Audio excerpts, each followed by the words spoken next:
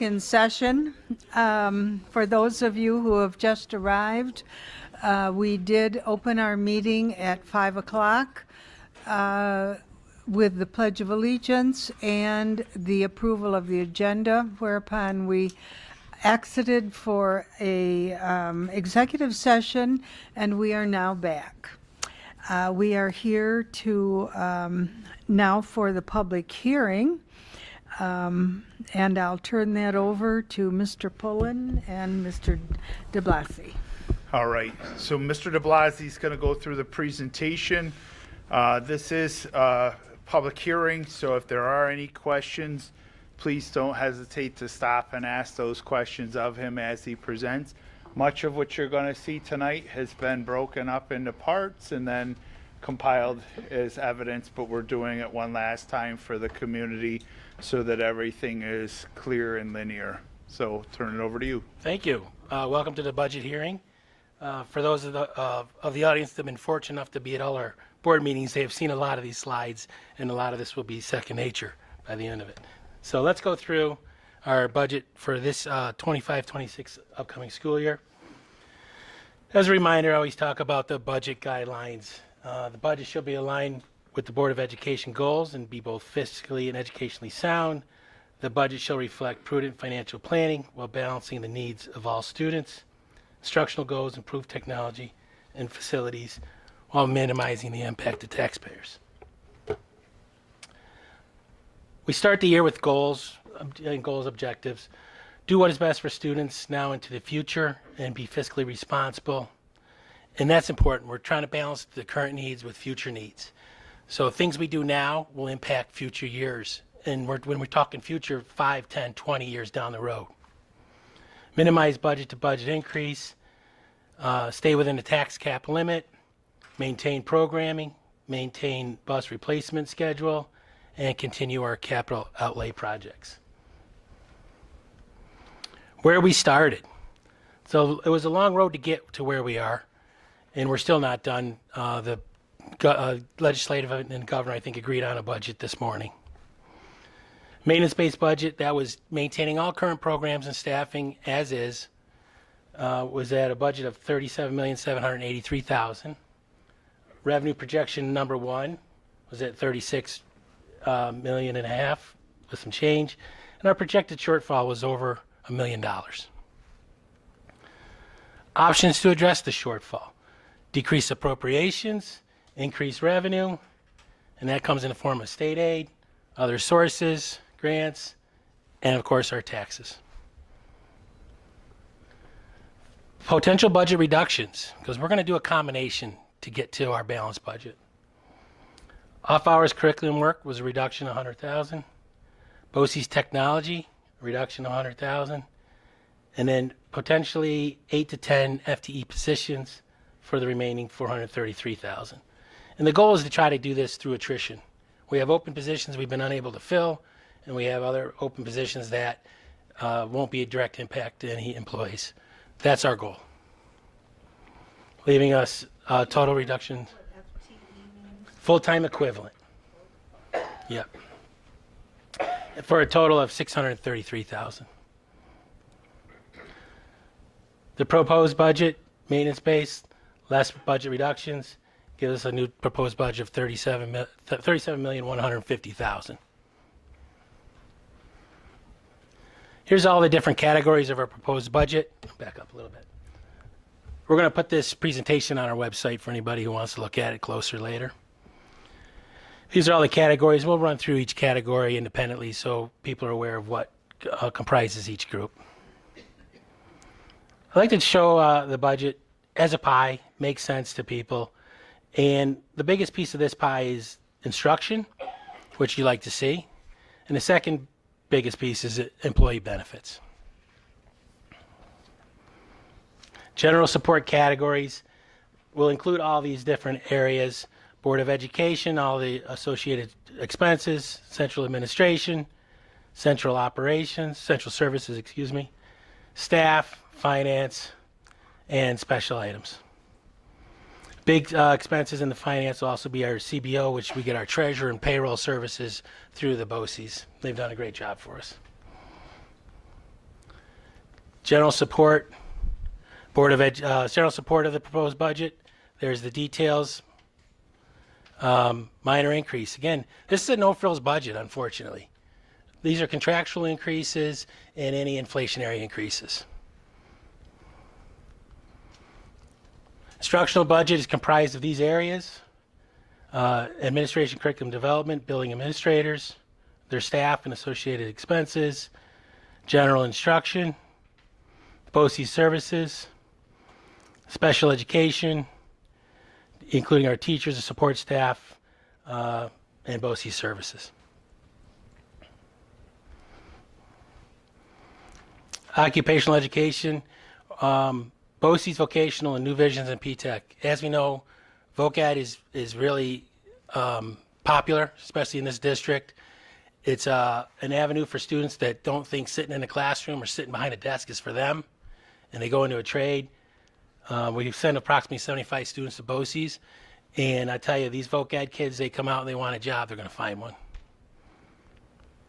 Our special schools, which is placements other than BOCES, structural media, which is all our technology, software, and again, we rely a lot on BOCES services. And we do that for these areas because we receive BOCES aid in the subsequent year, so it's important to utilize the BOCES whenever you can.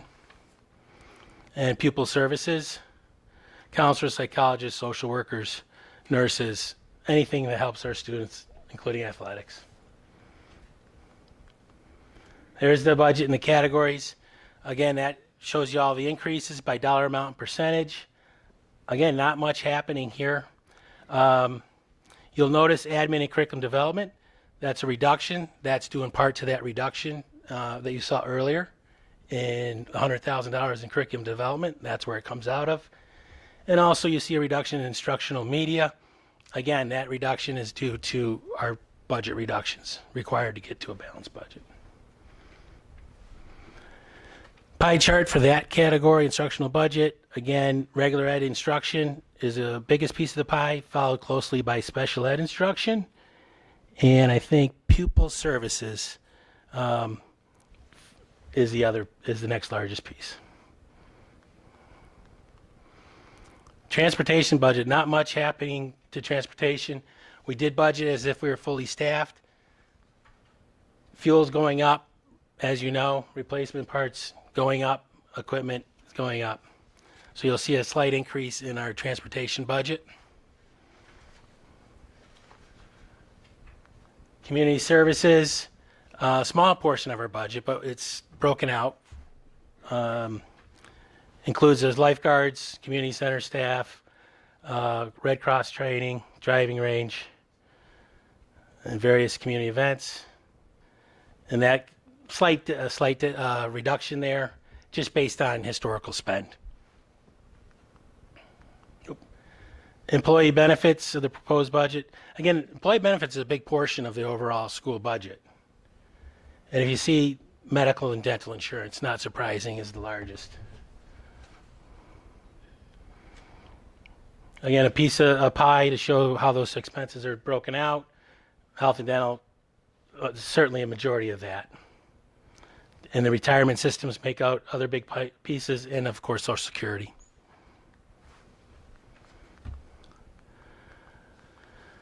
Our debt service is for capital projects. Large increase this year, but this was offset by a large increase in our projected aid for capital expenditures.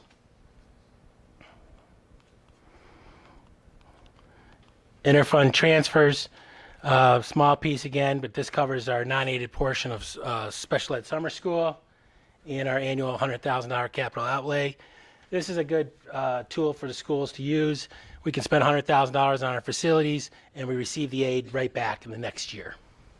Whereas opposed to big capital projects, that aid is spread out anywhere from 15 to 20 years. Budget, basically same year to year. Requirement, which I'm not opposed to this requirement. This is a law by the state. It came in, I'm thinking 10, 15 years ago. Required to show your budget in 3 parts. And that way you distribute that undistributed section of your budget, which included all the employee benefits. You spread that out to the different categories. And it works out to educational program, capital, and administrative. And as you can tell on this chart, majority of the money, 72% of the spend is going towards educational programming. And again, I think the pies show a good picture. And again, educational programming is a majority of that pie. The other half of the budget is the revenues. And what we show here is total revenues, 37,150, which is what you want. And we'll go through quickly the two different categories. We have state sources and local sources. Our state sources predominantly made up of foundation aid, and other big pieces are building aid, transportation aid, and BOCES aid. Foundation aid is only going up 2%. Our hope was that it was going to go up more. We have districts in Wayne County that are going up, I think I said, as much as 16, 17%, 18, going up 18%, and some going up 7, 6, etc. But the majority of us are only getting a 2% increase. And that hurts us. Also, the building aid is going up. Remember, I discussed the large increase in the appropriation side of the budget for building capital expense. This is the offset to that. Local sources. Right now we have real property increasing, and that is a 2.66% change. That is our tax cap, and that was what was decided by the Board of Education to support this year. We also squeezed our other revenues, which I don't like to do, right? A business official likes the revenues estimate to be low and your appropriations to be high, and that makes it a safe budget for me, and it helps me sleep at night. But what you do when times are tough is you start to squeeze both sides. You try to get close, real close on those expenses, and you try to get real close on the revenues. So, it adds gray to my hair, but we'll get through it. And what we did, we squeezed, as you can see, we went up in interest and earnings. And this won't be forever. The market goes up and down. In the last 2 or 3 years, the market's been going up on the interest we can earn on our deposits. So we thought it was okay and safe to increase it here. BOCES refunds have been higher than 230. I think my previous district, I was there for 16 years, I never changed that number. And I just hoped, hey, if it came in higher, great. If it came in a little lower, that's okay. But this year, to balance our budget, we increased that number based on historical refunds. So, big question, a lot of people want to know, how does this impact me, the taxpayer? 2.66% increase on a $50,000 home is going to increase your tax liability by about $6.40 for the year. And for a $100,000 home, it'll be $22 and change.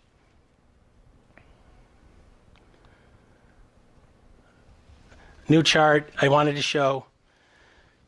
Large portion of our aid, our revenue comes from state aid. And that is an important thing to understand in high-need rural districts. We go as the state goes. So when they're not giving us the funding that we need and we deserve, then more falls on the local share. And again, we're high-need rural. We can't really do much with our local share. We need the state's help. So we end up with a balanced budget, which is our goal at the start of the budgeting process. On the ballot, you have approval of the budget, approval to purchase 5 64-passenger buses. Again, we've used $925,000. We're hoping it's not going to be that much, but with the way tariffs are going, we weren't sure, so that number, we made it higher than we expect it to be, so that we're sure to be able to buy our buses. And Proposition 3 is the annual library appropriations. Not related to the school, we are we collect the taxes for the libraries and distribute them right back out to the libraries. Also on the ballot is a school board election. Elect 1 member for a 5-year term.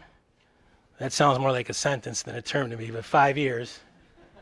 Candidates on the ballot, Tina Reed is incumbent, collected all the required signatures, and just so people know, there are write-in options. So if you're a Tina Reed fan, you still need to vote because other people can be written in. Uh-oh. Here we go. Vote May 20th, North Roseville High School, 12 to 8.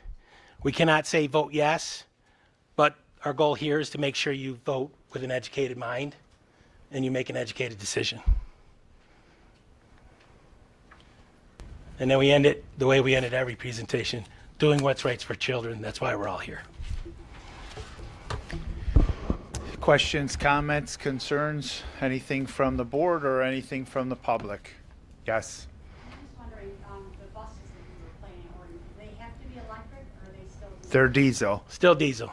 Yep. Yep. And that's a whole nother problem coming down the pike. The cost of electric buses, the grid to provide the electricity to charge electric buses, that's going to be a whole nother debate. Second question.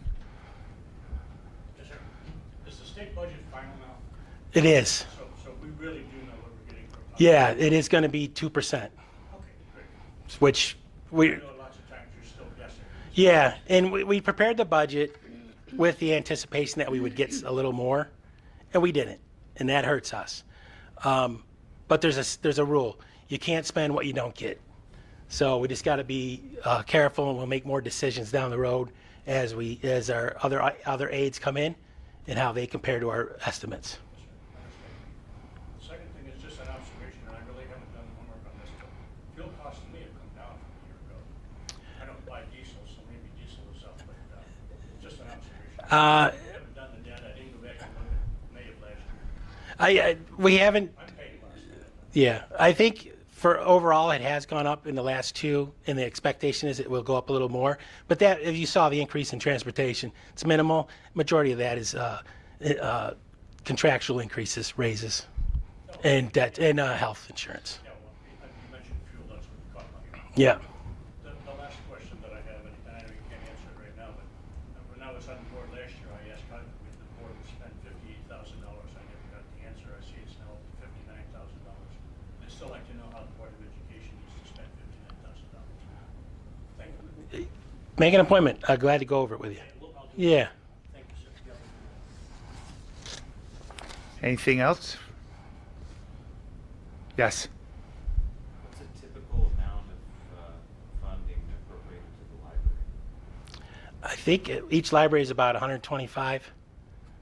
And what that happens, they do a petition to get put on our ballot, and they've collected enough signatures to do it. So they've been on it, I think, every year forever, and not uncommon. Actually, I think it's a state law that if it's a public library, it has to go through the school system, which is what Yep. our two libraries are.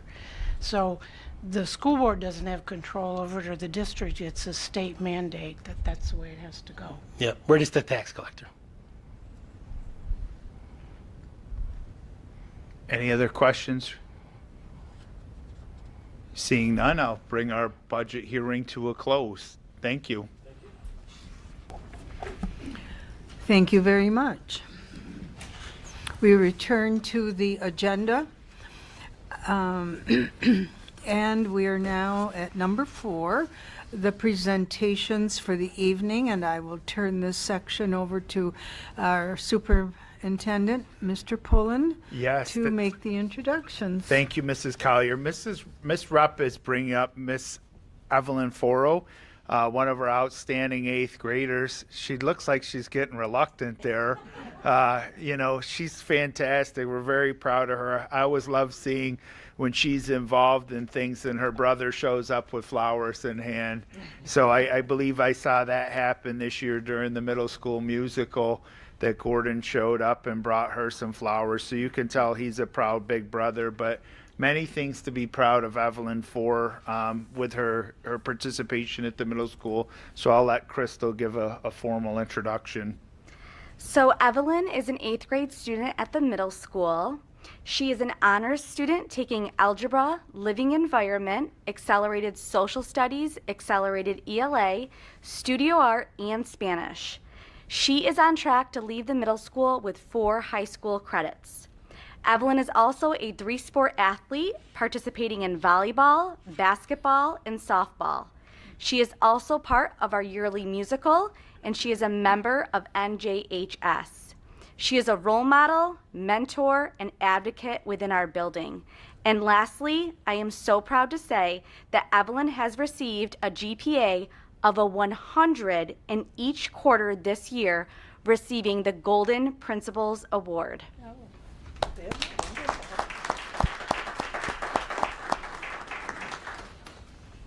Good evening. My name is Evelyn Foro, and I am an 8th grader. I'm here to talk about our school culture. At the middle school, we have grades 5 through 8. 5th and 6th grade are on the 2nd floor, 7th and 8th grade are on the 3rd.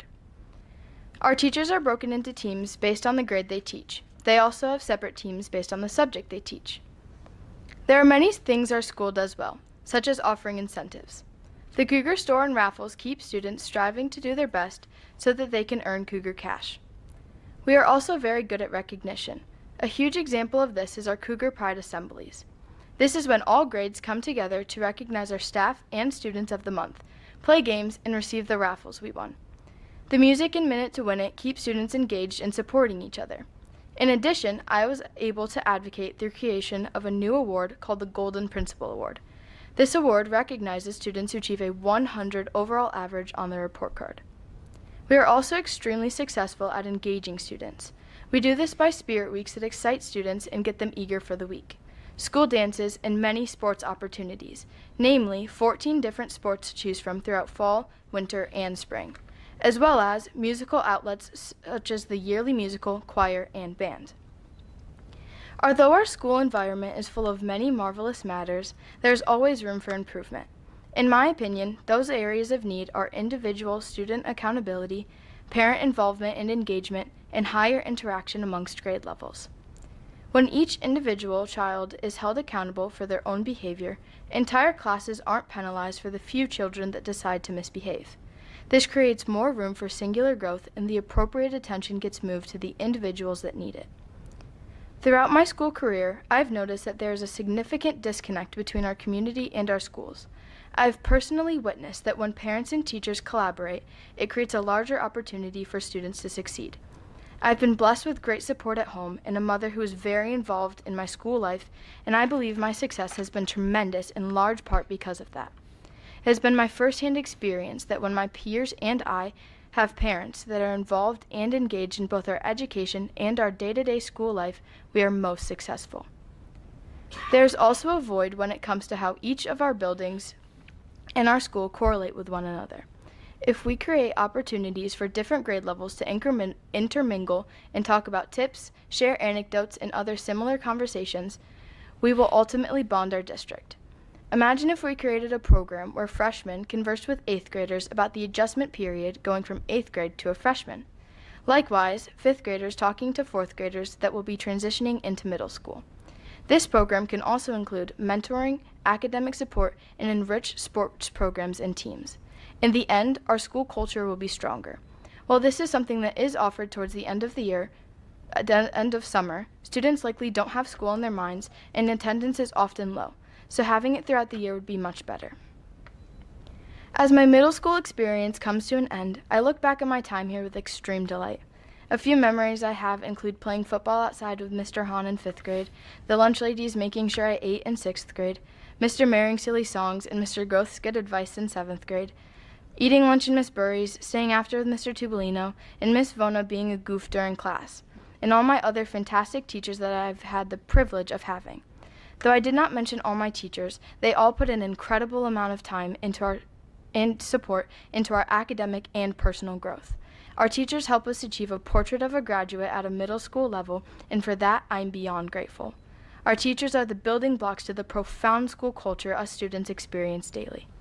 I appreciate you having me here tonight. Thank you for your time. Good night. Thank you. Evelyn, you did a fantastic job, so thank you. And thank you for the recommendations about the mentoring and then the vertical alignment piece. Do you mind if the board asks you a few questions or makes a few statements? No. Perfect. Any questions for Evelyn? Just a comment. A lot of the suggestions you made were just great ones. We appreciate it. Thank you. Thank you. Can you leave us a copy of that so we can just, we don't have to rack? That'd be really helpful. Well, I think the key point that I really took away from the mentoring component, last year we had some student recommendations for the school safety teams, and that's really taken a hold this year. So the mentoring piece and getting together on a routine basis, it may not be possible to have, throughout the year, but I would hope maybe quarterly throughout the year we could do it. And really start that transition program over. That's fantastic. So I really appreciate that. I appreciate the comments about your mother and her involvement, because I think that that's really important as well. Mother's Day's coming up, and I hope you give her a big hug, and maybe you tell Gordon take you shopping, because he seems to buy great flowers. Anyone else? Thank you, Evelyn. It was wonderful to have you, and it's always great when kids recognize how great their parents are. We often hear too much crabbing about parents and and the rules they want to enforce. So it's great for you to appreciate that, and we certainly, as parents, all agree with you that parents are very important to your scholastic life, definitely. Thank you. Thank you. Wonderful job. Very nice.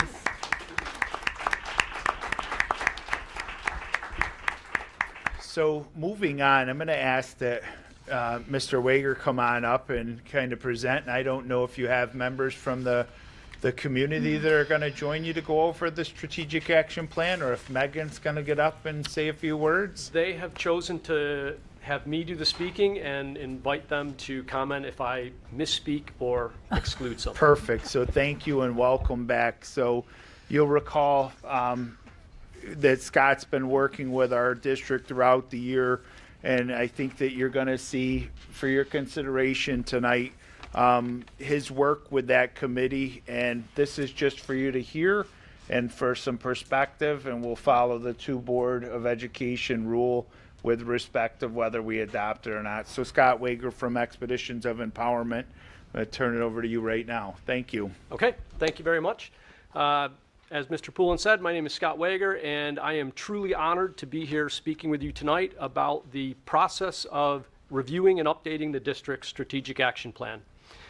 Before I go into talking about what we actually did, the committee thought it would be wise to address a couple of questions up front, and that really is, why did we invest the time and energy in reviewing a strategic action plan that really most people in the community have been pretty happy with? There's kind of an obvious answer to that, and that is that it's been 5 years since that strategic action plan was put into place, and if you think of the past 5 years, there's been a lot that's changed everywhere. But over the past 7 months as I've worked on this project, I've come to realize that there are deeper reasons why you went through this project, and that really is because as a community you truly do value being courageous, which in this case came in the form of recognizing that no matter how good a plan is, none of them are perfect, and they're never going to last forever. And you also value being adaptable, which in this case is recognizing that we have to adjust to situational changes that arise in front of us as we go. So it makes sense to take a look at the strategic plan and see if there are any updates that are needed. The other thing that we wanted to mention is the mindset that we had going into this process. The mindset was not to come in and do wholesale changes. We really came in with a focus of tweaking the existing strategic action plan to incorporate some changes that the state is driving and what the community currently would like to see, and do that in a way that uses language that helps the broader community understand what the strategic plan is rather than just focusing on educators. So now I'll get into the process. The review process really started in September, and the entire process has been organized and coordinated by the efforts of Lori Elliott and Megan Pelliati. They started by gathering community input about the existing strategic action plan, what people's core values are, and what their wishes are for future graduates. They did that through a series of surveys. They organized focus group conversations at every building level. And then they took all of that input, all of the data that they received, sorted it, organized it, and compiled it, and then put it together in a way that could be presented and understood by another group of people. That was a lot of work, and they've done a fantastic job with it. Over the winter, or not over the winter actually, in November, a cross-section of community members came together to create a committee for the purpose of reviewing all of that input and incorporating it into the strategic action plan. And I can say this is a group of people that I really admire and have drawn a lot of inspiration from. So I'd like to recognize all of them as we go forward. Pam Brooks, Sarah Lynn, Eric Hafner, Kristen DeFeo, Nicole Sinclair, Scott Hassel, Rita Lopez, Mark Matthews, Karen Hake, Megan Pelliati, Lori Elliott, my colleague Janine Shedd, and occasionally the superintendent, Mr. Poulin, would join this team. So over the winter, we took a really deep dive into what the state's expectations are for future graduates, how well that aligned with what the community's wishes are for future graduates, and how well existing programming aligned with both of those. And there were really three key or pivotal moments that I want to talk about that happened over the winter. The first came as a huge sense of relief when the team discovered that the state's expectations are really closely aligned with what the community's wishes are. And the existing programming within the district really supports both of them. So that allowed our minds to shift away from the fear or concerns that we would have to do wholesale changes within the district to accommodate what the state wanted. And it allowed us to shift our mindset and our actions into discussions about what are the community's priorities and what is a common vision that everyone has for the community. During one of those conversations, Mr. Poulin stated, I hope that no kids ever read the district's vision and mission statements. Instead, I want them to experience it and feel what we are all about.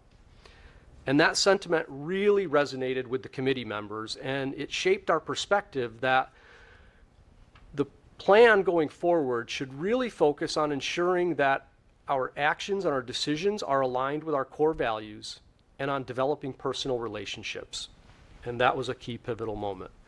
There was another decision, it wasn't really a pivotal moment, but a pivotal decision that the committee agreed the important thing is creating a strategic plan that the broader community can understand and prioritize that over using fancy lingo or clever phrasing that really is attuned to educators but not understandable by the broader community. So that was a really pivotal moment.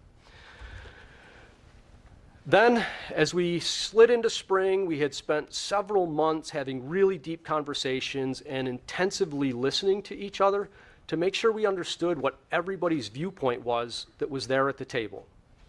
And as a result of that, the committee was able to draft a revision of the strategic action plan that incorporated the community's wishes and priorities, New York State's expectations for graduates, and the language of the existing strategic action plan. And that's what I'm going to share with you now. This is the one-page strategic action plan that the committee was able to come up with from all of the input. It has both the text to describe what the vision and mission are, and then a graphic that also represents the community's portrait of a graduate, and it also serves as somewhat of a roadmap for how we're proposing to get to that vision. So I'll read the vision and mission statements to you, and then I will talk a little bit more about the graphic. Our vision is that North Rose-Wolcott is a community where all learners are engaged in experiences that grow their individual potential. And therefore, our mission is to create a community of belonging and a mindset of continuous learning by building collaborative relationships. Now I'll draw your attention to the graphic. Again, the graphic is really there to represent the portrait of a North Rose-Wolcott graduate. And you'll notice that the Cougar values are at the center of that graphic. And that's because those values are at the core of everything that we do. They're at the core of the decisions that we make and how we choose to interact with each other. The middle ring represents the community promises that we are making. They are really the key elements of the mission, and they are how we intend to achieve that vision. These are the things that we felt really must be addressed and have to be focused on in order to achieve that vision. And I want to draw your attention in this case specifically to the community promise of personal relationship. And I want to point out that we intentionally made that relationship singular, because if you want to engage people in experiences that can grow their individual potential, you have to focus on that individual relationship. Otherwise, they're not likely to be engaged. And it goes a lot deeper than that. That individual relationship is an individual relationship from one student to the next. It's an individual relationship between a student and staff, individual relationship between staff and parents, and also individual relationship between staff members and community partners. Everything is based upon having those positive relationships. So that's why we wanted to point that out. The outer ring represents the various elements and skills and characteristics that the community would like to see in future graduates.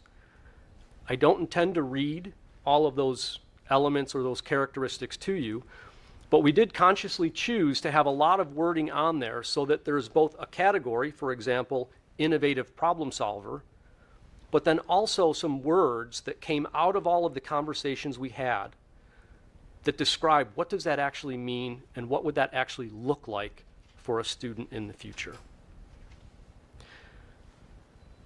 I'm going to pause at this point, and I'm going to invite any of the committee members to share any sentiments they have, elaborate on anything that I didn't cover well enough, or that they think is really important to say before going on to some ideas that we had on how to roll this strategic action plan out. So, do any of you have anything you'd like to share? I can talk about something, I guess. Okay. Do you want to come up to the mic, please?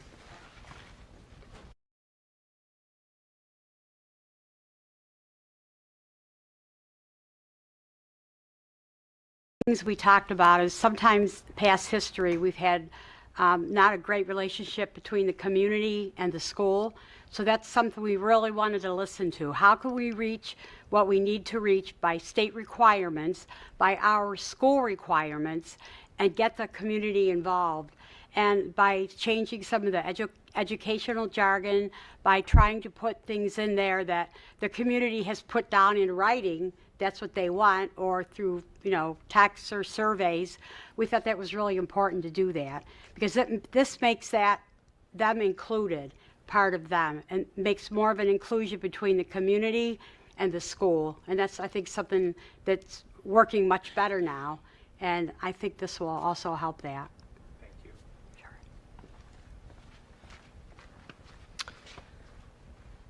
If you have any questions about this, I'm happy to answer them now, or I can go on to the next slide, which just gives some high-level overview of some of the rollout strategies that the committee discussed just a few weeks ago.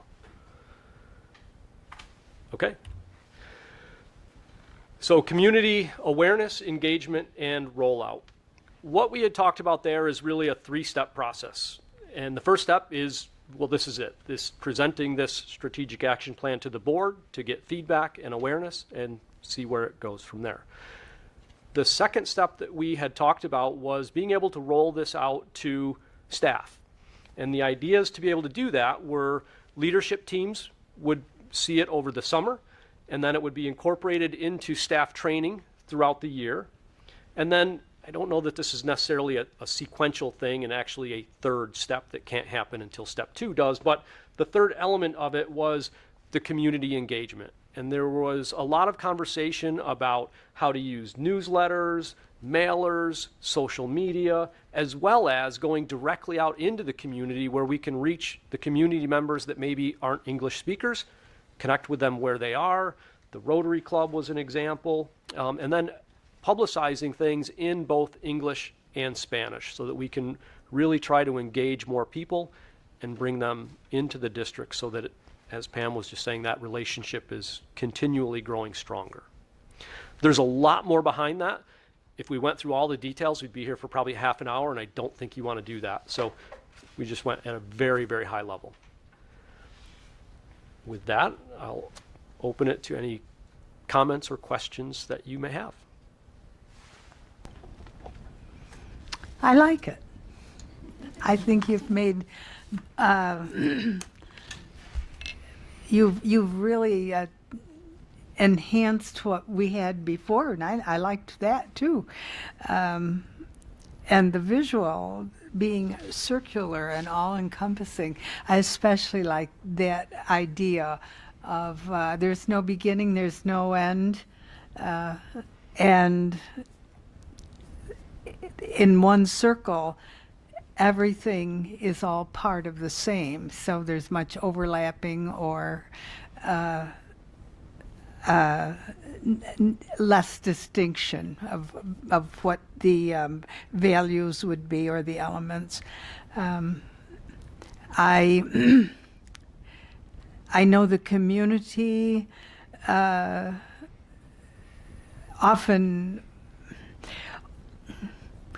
the community people often say, I don't understand a thing the teachers are saying when I talk to them because they talk in a language I don't know.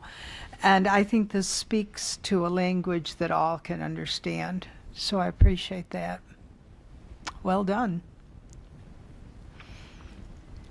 Others? Comments? I did echo that.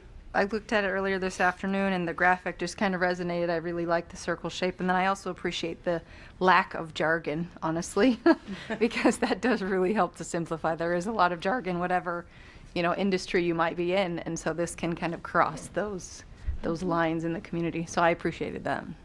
Yeah. On behalf of the team, thank you. Yeah.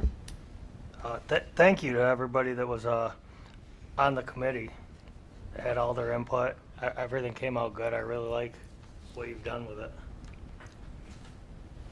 Thank you. Again, I accept that on behalf of the committee. I really didn't do the work, they did, but I'm happy to be here to speak about it.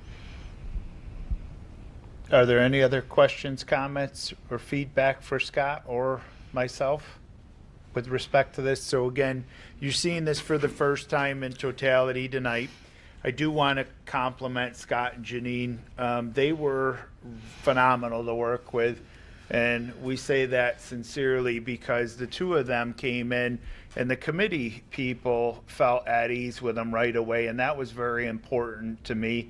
And it was very intentional on my part to say to Megan and Lori when we started this work, we started having these conversations in the summer. And, their approach to things just made sense. It's practical, it's down to earth, and the process was very organic and true to what our community needs and what our community values. So I really sincerely appreciate them taking a risk with us because they've never facilitated a strategic action planning process. But as you can see by the work that the team has done, this is exactly what our community needed. I feel like we've positioned ourselves very well 5 years ago when we really started to think about what the strategic action plan meant for each of our individual students.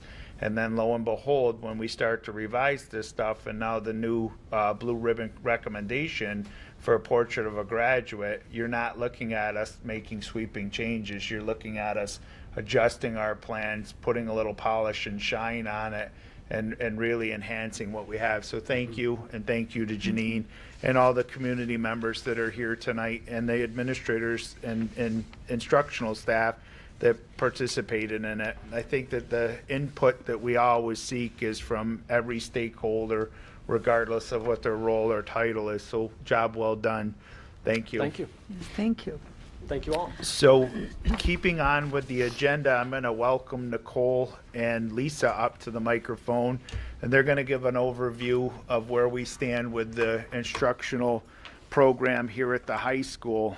You know, this is going to be a mid-year review, and it's crazy to say that within short period of time, we'll be at the end of the year. But they're just going to kind of give you a status update on many of the things that they've been doing throughout the course of the year. So ladies, I'll turn it over to you. All right, thank you so much. As we begin, again, we root everything we do in our mission and vision. And tonight, we're going to look at the commitments and then just highlight some of the big updates that we've been working on throughout this year. And as Mr. Pullen said, I can't believe, you know, we're 6 weeks out and then we start to wrap things up. So really tremendous progress throughout the course of this year. So our first commitment was around providing professional development that focuses on our student needs in order to build the capacity of our teachers and staff to improve outcomes. Really, our goal is to create a culture and climate where teaching and learning is at the forefront and where we can have these conversations each day. So some of the pieces to highlight our professional development plan. That plan is based on the needs of our teachers and students, and throughout the year as things were developing, we changed our professional development plan to meet those needs while still holding true to what our overall vision was. Through our walkthroughs and leverage leadership, we've increased our visibility in the building, and in doing so, looking at and celebrating all of the growth, but also then taking that, working with our instructional coach to ensure that on-demand professional development is available and that we're providing these asynchronous learning opportunities. We've also provided professional development this year throughout the year on iReady, using it with our 9th and 10th graders, not just in the reading and math, but across the board. While we're using the diagnostic there, how do those results transfer into science and math? And then with DataMate, providing that training so that we can say with confidence all of our benchmarks and midterm assessments were done through DataMate. We reflected our second commitment. We were looking to increase opportunities for family and community involvement this year with decision-making processes in order to build relationships between staff, students, and families. And we're quite proud of this, the work we've done to kind of funnel getting feedback from the kids, getting their input on things, as well as,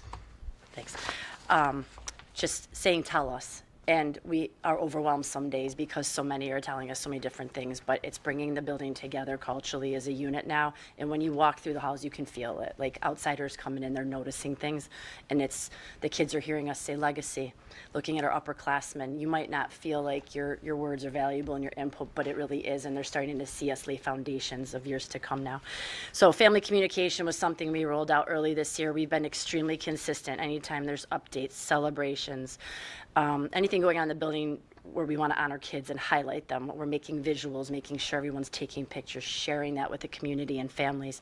Any updates for activities, reminders, home to school communication, we're really looking to make sure there's multitudes of ways we're doing that, not just one traditional method. If this kids, like even when I work with them with discipline, how's the best way to get a hold of home? They tell me, I do it that way. It might be outside the box, but we're open to that if that's what works for families to get more input from us. Our tech support, our liaison this year, Ellison Dink's been great to work with, and we're rolling out to pilot the My Homework app in the high school, and we'll continue with little things like that that become bigger programs as time goes on. We hold monthly Cougar Pride meetings like the other schools and student safety team we have as well. But as an example of that outside the box mindset for our older students, we struggle sometimes. The kids are so over involved with that after school block and getting extra help. We're working through the halls. Tell me about this. What are your thoughts on that? If we're in classrooms, hey, take a sec. What do you think about this? So we're getting our input from the kids. It's just a little bit more non-traditional some months depending on the things going on. And even next week, I asked the BOE seniors this morning, hey, I need some more input on a couple things going on. I'll bring donut holes next week while you're waiting in your study hall. Do you mind if we talk? And they're all excited. So that's on the docket for next week. But they know that we'll do whatever it takes to get there together as long as we keep communicating with them why it's important and why it matters. And we've built that. And our Cougar Pride team is great. Overall, we're doing lots of incentives this year like the other schools, and we celebrate it for them, and they're very excited to participate. All right. Our third commitment, unique to our building, we're committed to increasing the academic achievement of all students through inclusive instruction, engaging curriculum, and aligned assessments. So some of the work that we've done this year, our district in building vertical team meetings, that has been so informative in our building in looking at the essential standards and prerequisites. What do the students need to know and be able to do when they come to us, and what do we need to be able to prepare them to do and know when they go to the next level? So that work with our, especially those transitions from that 8 go 9, and then each year looking at how do we continue to build and capitalize on that. As we said earlier, our midterm assessments through Datamate, by using Datamate, we are able to look a little bit deeper into the data. What are the types of questions students are struggling with? What are the types of questions that we can celebrate? So those standards, and really looking at how is that going to inform our next step? Are we intervening at the right time? And what is that step? So we also spoke about this year a lot of work with our equitable grading practices and using our school leadership team to work with our teacher on reviewing these practices, but then putting it into our actual classrooms. Enrichment and advanced offerings, that's something that we really want to enhance at the high school, and we've done so by providing an earlier timeline for scheduling, providing students with additional opportunities. We have a grant, a distance learning grant, and we are able to next year provide our students with different pathways to earn credit in college. So for example, there is a human services pathway, or we have a pathway for criminal justice. So students can mix and match. It's for our 11th, 12th graders, and take college courses that they really know where those credits are going, because often we're taking a college course here or there to receive the credit, but this is going to help us in our path. So that is a way that we are increasing our advanced offerings. We also worked this year with a math committee, as we spoke about before, that's really thinking about those vertical team meetings and working with a consultant from BOCES. We know that's an area of struggle for us and something that we need to improve upon. So we don't shy away from that. Instead, we're looking at our curriculum maps, what need to be revised and how are we going to do that. So we're now in the process of looking at all of our assessments, those midterm assessments, benchmark assessments, to best meet the needs of our students. So along that line, I'd like to celebrate some of the growth and then look at our goals.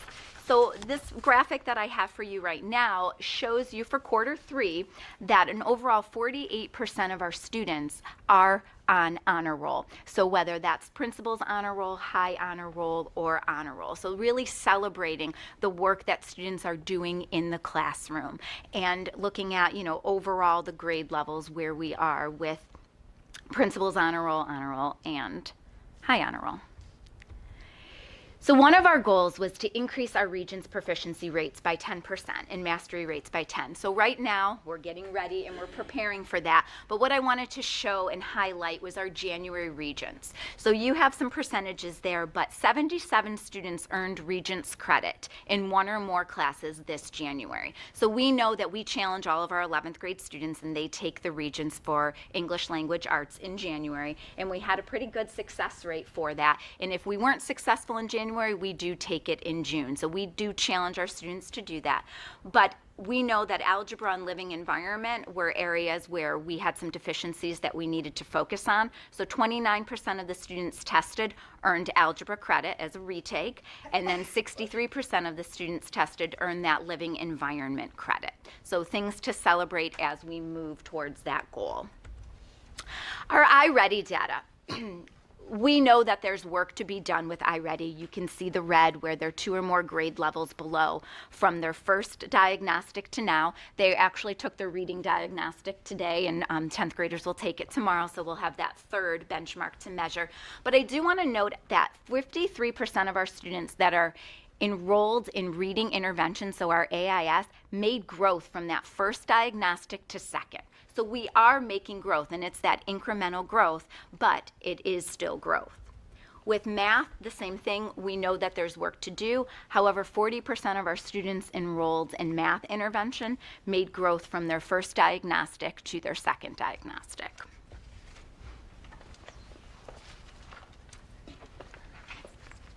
And discipline, my favorite thing. We looked at referrals from a time period of September to March last year to this year. We knew last year coming into this last summer that there were things we wanted to tweak. We talked through and we were very purposeful with where we put the tweaks and changes.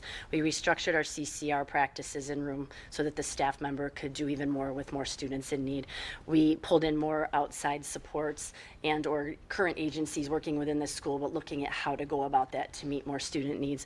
When we're adjusting referrals, we're looking at identifying, is it true behavior issues or is it really a lack of communication or intentional purpose, and that's coming out through a negative behavior. So we've been able to kind of funnel things that might have in the last few years gone one route. It's just more conversations, restorative work, but teaching and coaching students on communication needs and how to make connections with staff.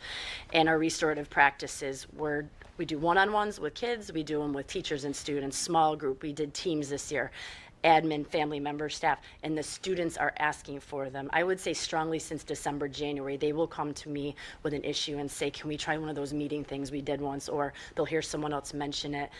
I think that would be okay to try again, but I need your help to be in there to help me talk to that person. So they're not calling it restorative necessarily, but that's what we're doing. Our goal is 10% decrease. We're at 35% as of right now. So these things are working and all the energy and efforts are in the right direction. So, any questions or comments or discussions? Okay. Anytime that you can show growth and work, I know you've worked hard, but you've shown growth in so many areas. It's wonderful. Thank you. We're proud of that. We're glad for the students. Yeah.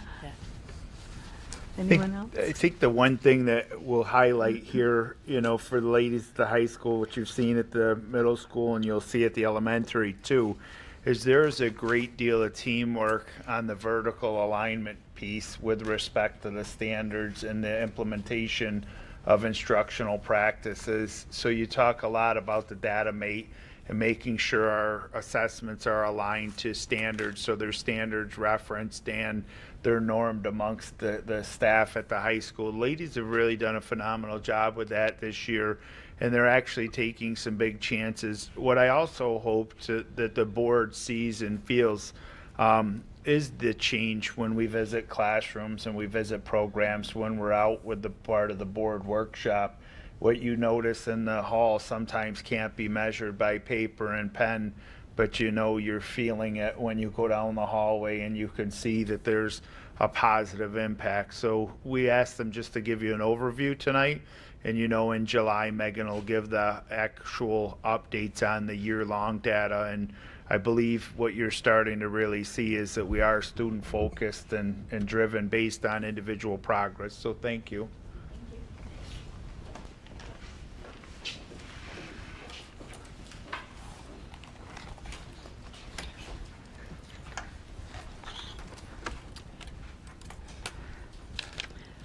Do you have a report for us, or? Yes, so mine is brief. So thank you for that reminder. So mine, I'm just going to give you a quick highlight because, we've been here for quite a while with respect to executive session and now. So just kind of moving along with some important dates. May 15th next week, there's a middle school spring concert. I believe it's moved over here at the high school just because of the numbers. May 20th, Mr. de Blasi talked about the budget vote. The 21st, the National Junior Honor Society induction will be at Leavenworth. That is in the middle school. Then on May 22nd, the spring concert here. And then at the elementary, the Memorial Day parade and assembly that I always look forward to. Those are just some important things. They're not everything that's happening, but I wanted to give that to the community and to set this next important dates up for June. Last day for classes 9 through 12 is high school moving up day and field days here at the high school. Monday the 16th is Regents will begin on Tuesday the 17th, and on June 20th, graduations at the high school at 6 o'clock. That'll be in the auditorium again this year. Real highlight here for me, for all those students that always wonder why we never have a delay and why we never have a snow day. I really think that it's important to let them know we do consider that, briefly every morning in the wintertime, depending upon how quick those calls go out, but really want them to understand we value their time, we value our staff, and we want to announce that the end of school for our pre-K through 8 will be June 20th. That will give our teachers time to transition and wind down. The week of the 23rd through the 27th, there are still assessments going on here at the high school. But for our kindergarten or our pre-K through 8th grade teachers, they still have students, but to give them time to wrap up shop, a sign of appreciation for all that they've done, and for our families to set up their summer schedules. We feel like we have a chance to give back some time, and we want to do that. So to me, the trade-off for our families is the weather's better. You can get outside, you can enjoy camping, you can enjoy the warm weather, and we're going to have Parent Square messages go out tomorrow to our families at the elementary and middle school, just clarifying that the last day of classes will be on June 20th. Questions or comments along those lines? Andrew did a great job with the budget hearing, so I didn't want to extend on that. But tomorrow morning, we're going to meet with our local state representatives, give them a little bit of feedback, thank them for their support throughout the budget process, but also let them know, again, for our students here in our district, we need fair and equitable representation. That 2%, $297,000 is appreciated, but it's not enough to keep our programs intact.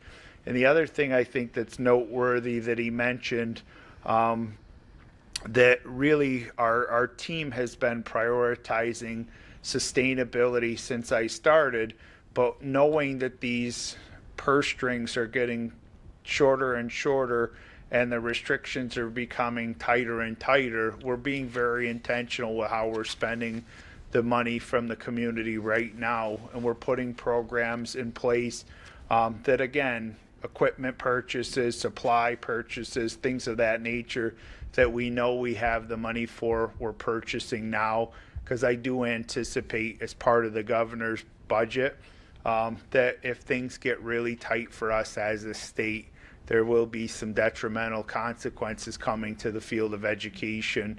And I think the board has heard me say that ad nauseum. I'm really worried about mid-year cuts, and I'll voice that tomorrow to Senator Helming and Assemblyman Manctilo to say, you got to do everything you can to ensure what we adopt today is what we see in January and February and then next spring too. So I'll advocate for us, but that's all. Thank you.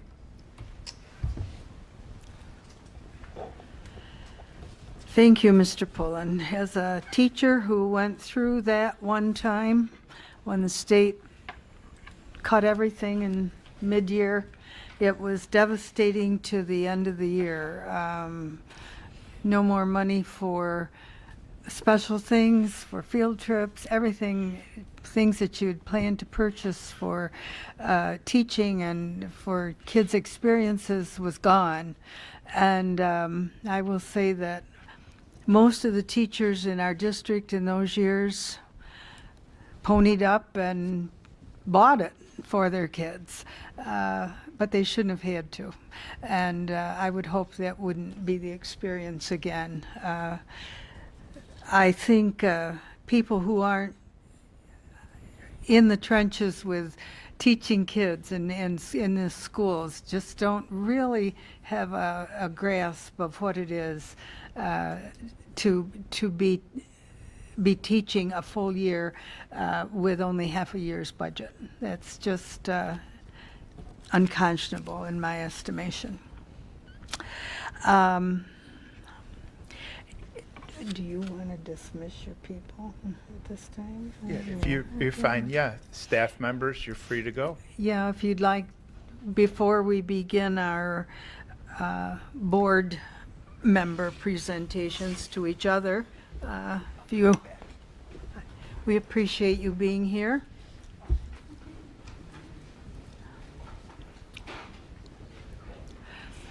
And we will continue with presentations, board members. Uh,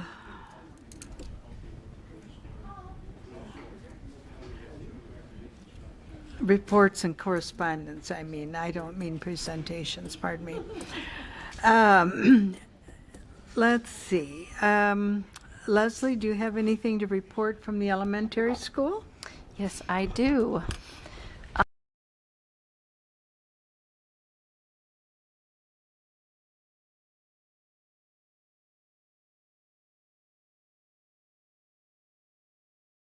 Spring, it sounds like. Next week, the third and fourth graders get to do their state math assessments. And I'm sure they have been working really hard to prepare the kids and in some ways bribing them to try and do their best, right? Raffles and prizes to keep them going. Breakfast. Yeah, and breakfast, yes, food. It's amazing how much food motivates us, right? Mr. Pullen mentioned this already. I haven't ever gone, so I'm excited to make an effort to attend the Memorial Day celebration this year that the elementary school does on May 23rd.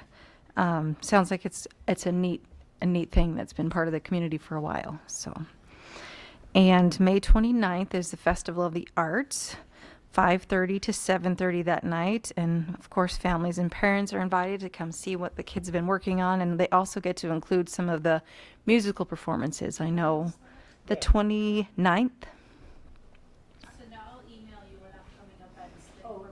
Is that the high school? That is the elementary school. They have one as well.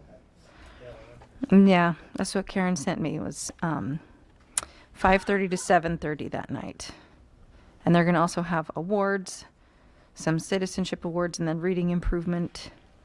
And then hopefully the musical, I guess I should have clarified, but hopefully the kids will be getting to use the new auditorium and share some of the work they've been doing with their musical instruments. So that would be neat.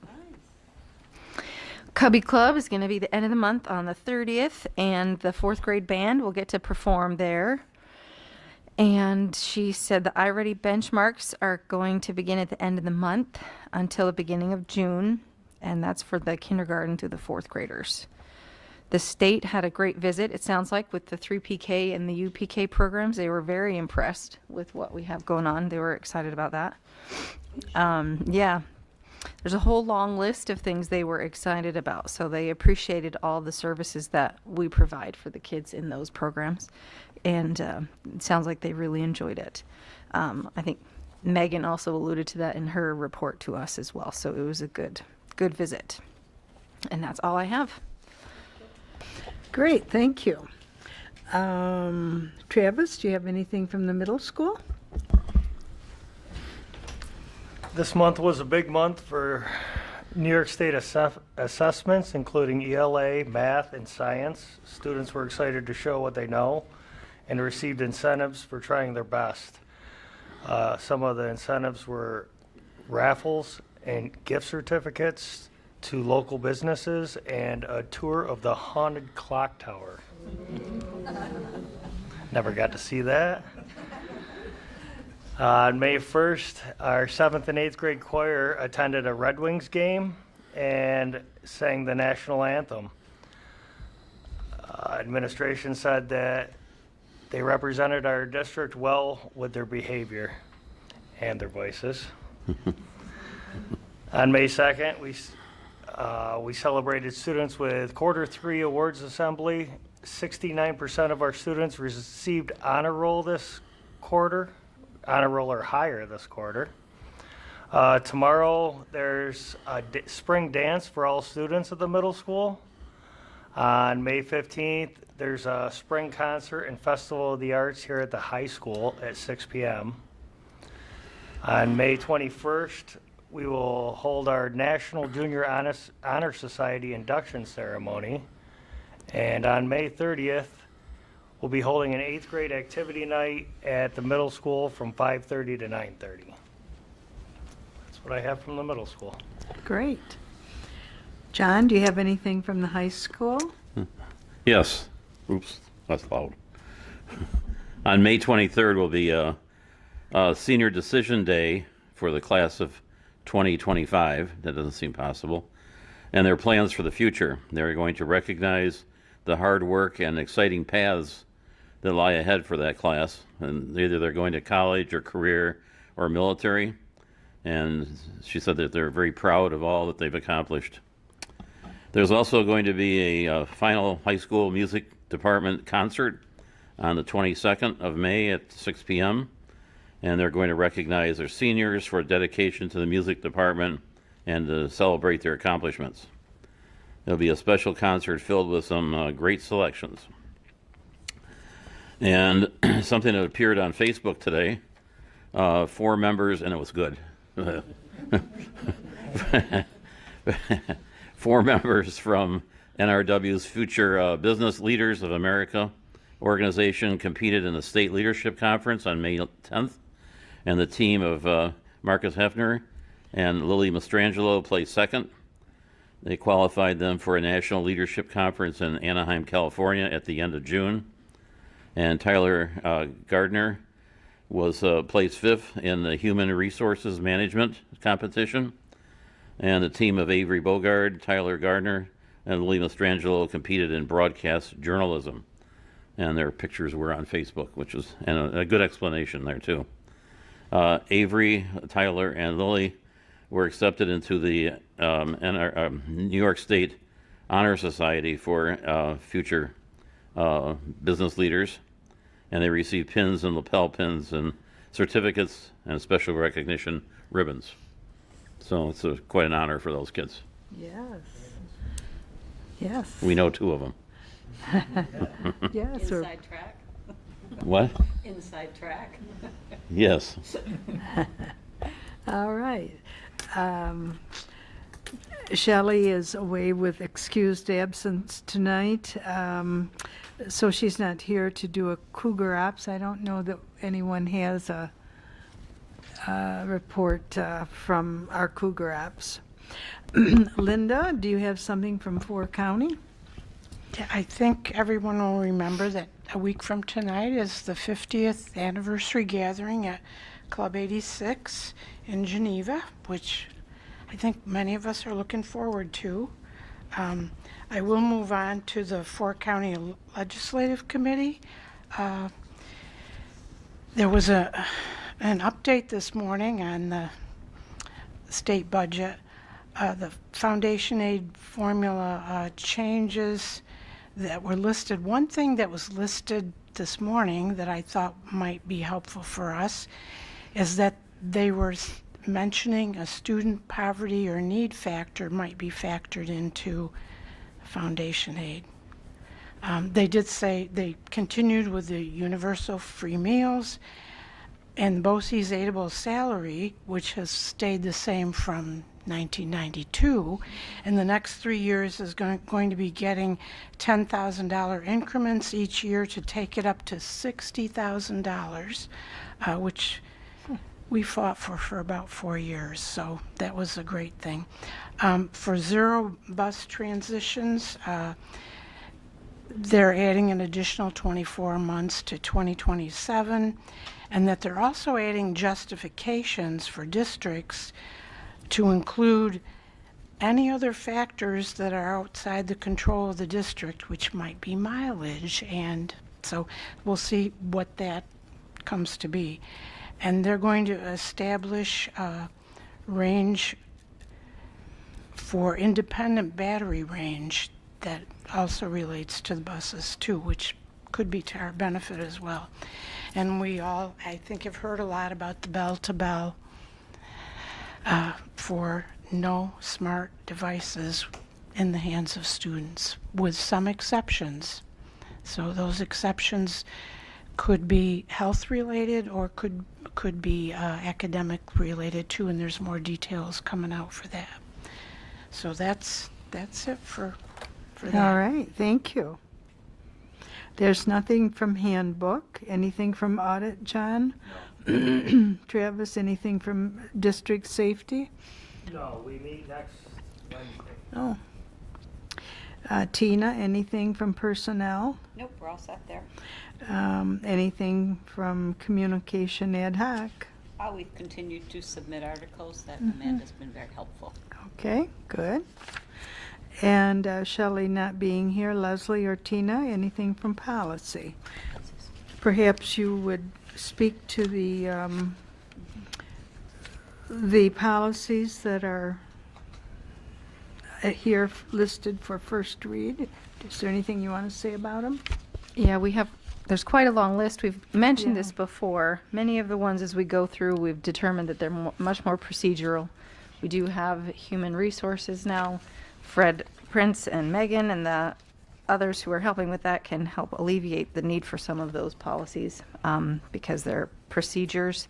So that's what the majority of them are, unless anyone has any other questions or specifics. Okay. Okay, they're a first read. We would be approving or disapproving at the next meeting for a second read.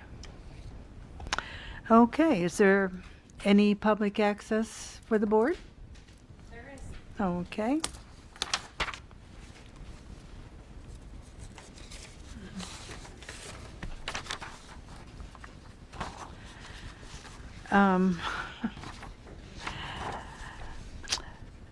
I'm required to read this, but I shall, because Paul has asked, and I read it the last time, so I shouldn't need it again. Plus, he heard it all the years he was on the board.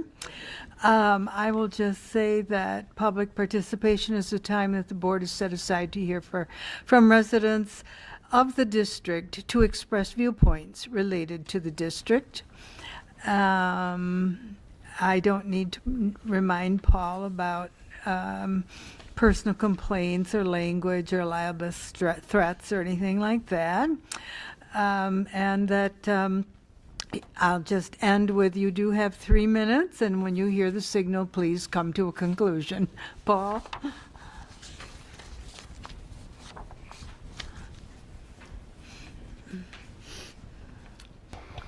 Thank you for that personal effect. I appreciate it. And thank you for giving me the opportunity to address the board and the superintendent. Actually, I just wanted, and I grabbed Lisa and Nicole before they left, but I wanted to publicly thank them for their support through the nomination and selection process for American Legion Boys State this year. They were just very, very helpful. We have 2 candidates going, and we actually would have had 4, but there were 2 conflicts. One, the National Business Leaders of America. The individual got peeled off to go to nationals. Well, you know, great for him. And the other has got, there's a European trip. And so one was a shoe-in, but they're going on the European trip. So we would have had 4. I'd love to have 4 from the school district. And I reached out, because of my coaching now, I reached out to the coach at Clyde Savannah, and I'll do this to Red Creek next year, because we have schools, we have posts that don't send any students. So we can actually expand our little local area here and sending some more students. I'm excited about that. The other thing I wanted to mention about the American Legion, and I did again mention it to Nicole and Lisa as they were leaving, but the American Legion has 2 scholarships that we give to the district each year. So I just want to make sure that you were aware of that and reminded them. Okay, thank you. Thank you, Paul. We come now to the consent agenda. A motion, please, to approve the consent agenda. Linda and Leslie? All right. No, are you a second, Leslie? Thank you. Is there a second? You're the second. I'm sorry. Travis has moved and Leslie has second. And now we come to discussion. Discussion on the consent agenda. That's my cue. Leslie. Yes, Yes. I need to pull item 20. Make sure it is the right one. All right. Yes, I need to We pull will, item 20 from the as agenda. any board member can, ask to have an item pulled for separate vote. Leslie is asking that number 20, Future Business Leaders of America, field trip be pulled. So we will address that following the consent agenda. Any other discussion? John? We don't have to pull it. Retirement is Mickey Burns. We had her as a student years ago. A great bus driver, active kind of person. Congratulations on her retirement. Thank you, John. Linda?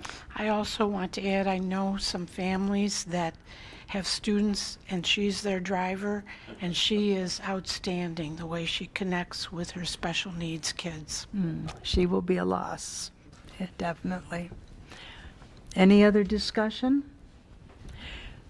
Then all in favor of approving the consent agenda? Motion is carried. And now we will address the resolution that was number 20, the Future Business Leaders of America. Motion, please, to put that on the floor. Tina and Linda? Discussion? We need a roll call vote on that. Tina? Yes. Yes. Abstain. It's my son. Yes? Yes. Yes. Thank you. We come now to board member requests, comments, and discussion. Does anyone have anything? I had a question actually about Yes. the evaluations, the superintendent evaluations. Yes. I forget the timeline. All right. The next thing, let's talk a minute about what needs to be done in the timeline of the superintendent's evaluation. We've had our training again with the program, the super eval. And each of us individually has to go into the program and do our rating. Yes. That would be correct. And when the ratings are in, it will be up to Tina and me to pull those together. Right. All right. So I would like to have that done by, let's see, today's the 8th. I'd like to have that done by our next board meeting, the 22nd. Oh,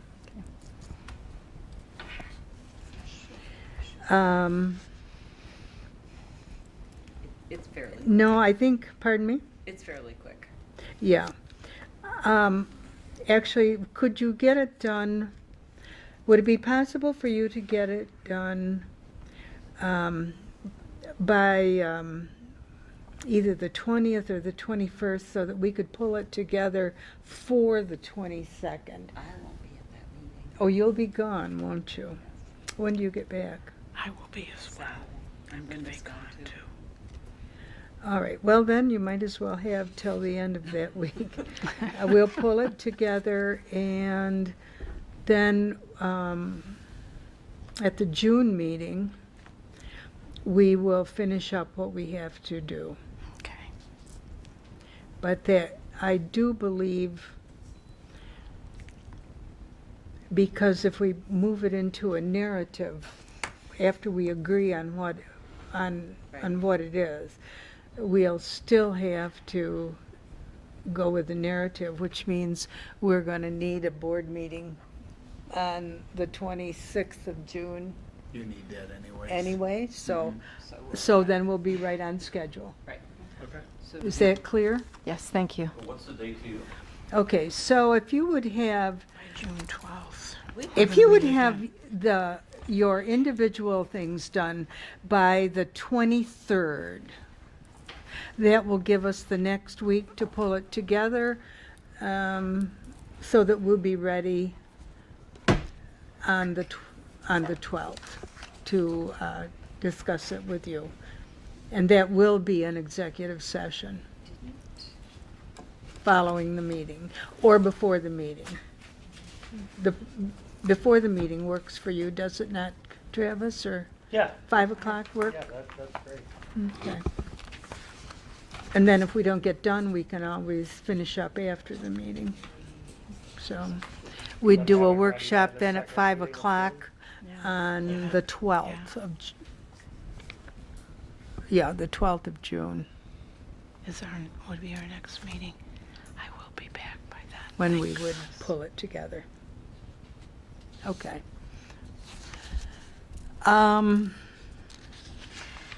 Yeah. I have a little business here for us, but it also rolls over into good news. And we're very pleased and proud to be able to present something to Linda Egner. And I am going to read a little bit of this. Dear Mr. Pullen, the New York State School Boards Association Board Excellent Recognition Program is designed to acknowledge those school board members who strive to continually expand their governance, knowledge, and skills. Our records indicate that one of your district or BOCES, Board of Education, members have earned one of our board excellent recognition awards, ranging from level 1 to level 4. And so this is the award, and Linda, I want to read to you, I want to read to the group what it says. It says, New York State School Boards Association is proud to present the Board Lifetime Achievement to Linda Egner, North Rose-Wolcott Central School District, through NYSBA's Board of Excellent Recognition Program, conferring more than 500 points on your ongoing association professional development and accepting additional leadership roles. It's signed Sandra Ruffo, President of the New York State School Boards, and Robert Schneider, Executive Director. And this is, and she even has a convention scholarship, which you can apparently cash in to go to something, I guess. I don't know quite what that is, but we'll have to find out. Next year. year. Next year. I'm thinking the NYSBA, Yep. probably in October. Yep. BOCES will be happy because they won't be paying. Now, there's also, let me open this, if I can get it open, a couple of beautiful pen and pencil, I believe, from the New York State School Boards. So, special award for you. Wow. So, Linda, congratulations. I appreciate it. I'm slightly embarrassed by this, but I appreciate it.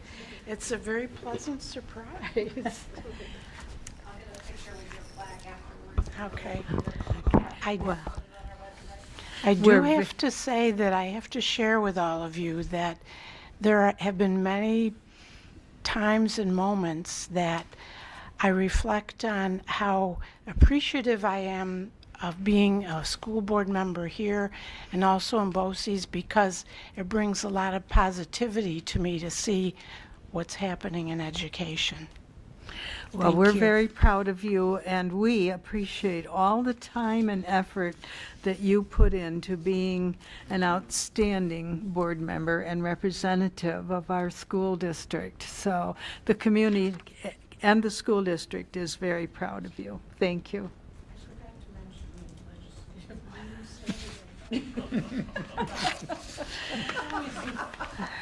And that being said, we come to the end of our agenda. A motion, please, to adjourn. Tina and Leslie, any discussion? All in favor? Motion is carried. Thank you. Thank you. Good night. Yes.